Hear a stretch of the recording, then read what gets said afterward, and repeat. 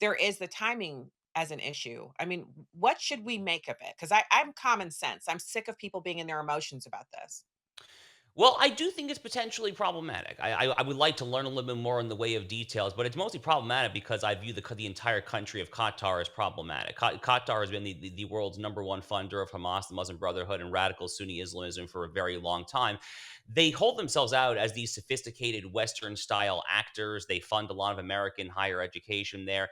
But they had been on the wrong side of even internecine intra-Arab world disputes. So, for instance, from 2017 to 2021, their neighbors in the Gulf region, Saudi Arabia, the UAE, Bahrain, and others, actually had a full on economic and diplomatic boycott of Qatar because they were sick of Qatar disseminating Muslim Brotherhood propaganda from their Al Jazeera state sponsored station all throughout the region there. In fact, up until just a few days ago, I think it was, Mahmoud Abbas, the head of the Palestinian Authority in Ramallah, he even banned Al Jazeera in Judea and Samaria, aka the Palestinian Authority, because it was too pro Hamas, too pro Muslim Brotherhood. And that's all coming from Qatari Airways. So Qatar is a very, very problematic actor there.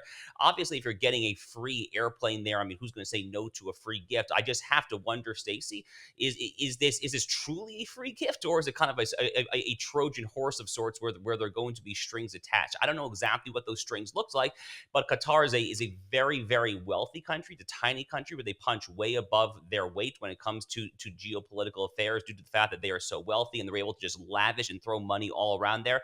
I don't really know exactly what they're asking for in return there, and unfortunately, I think in some ways that probably remains to be seen. Well, Josh, I have to say you're correct in your assessment of the Qataris, but we have a military base there. We provide all of their military. They have a lot of money, but they don't have a lot of people to throw around when it comes to maintaining airspace and land superiority.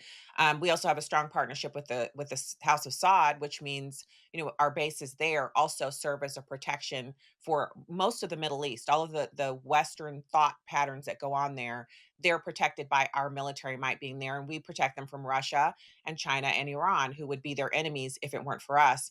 So there's a lot of room for negotiation there between President Trump, although they have a lot of money.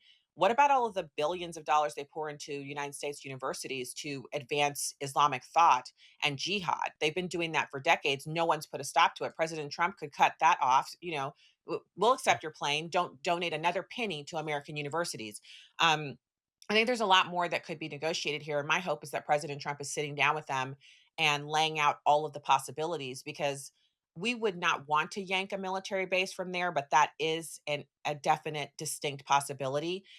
We give them legitimacy by them hosting a U.S. military base there. Without a military base in their country, without us allowing them to negotiate on our behalf between these terrorists that they fund, I mean, there's a lot in geopolitical heft that we could wield against them, and we have chosen not to do so, and I think that's to our detriment. That's the real problem. We're not using all of the cards, to use President Trump's analogy. We're not using all of our cards that we have.